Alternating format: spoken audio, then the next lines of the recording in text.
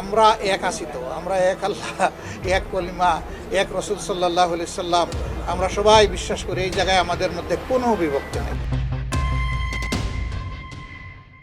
সবার আগে প্রার্থী তালিকা দিয়ে ভোটের ময়দানে অবস্থান নিলেও চূড়ান্ত পর্যায়ে এসে জামায়াতের প্রার্থী তালিকায় আনা হচ্ছে বড় ধরনের পরিবর্তন।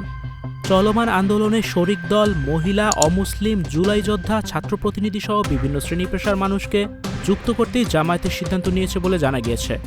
জামায়াতের নির্বাচনী টিম বর্তমানে প্রার্থী তালিকা চূড়ান্তকরণে কাজ করছে, যাতে থাকছে বড় চমক।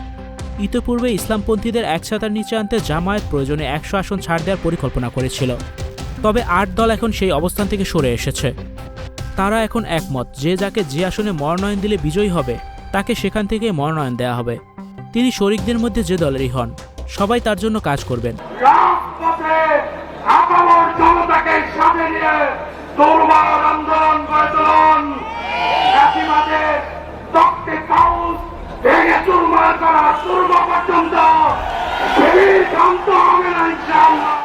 জামায়াতের ইতিপূর্বে ঘোষিত তালিকায় বড় পরিবর্তন আসবে শরিকদের জন্য।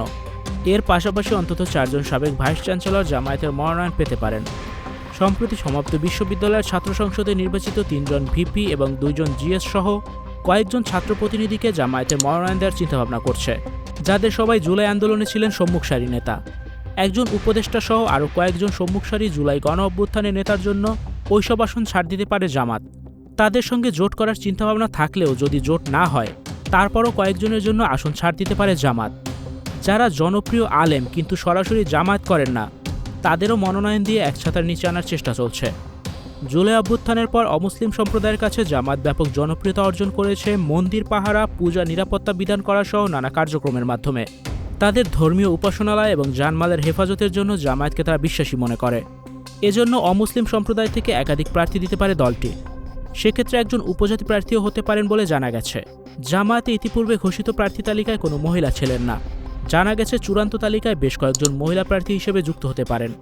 এসব মহিলারা অধিকাংশই উচ্চশিক্ষিত ও সুপরিচিত। ভিউয়ার্স, এই বিষয়টি নিয়ে আপনাদের কি মতামত জানিয়ে অবশ্যই কমেন্টস করে দিন, আর ভিডিওটি শেয়ার করার অনুরোধ রইল। ভিডিওটি দেখার জন্য অসংখ্য ধন্যবাদ।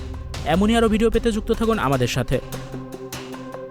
Icon Focus 24 TV, powered by 4D Fourth Dimension। আমাদের চ্যানেলটি সাবস্ক্রাইব করে আমাদের সাথে থাকুন।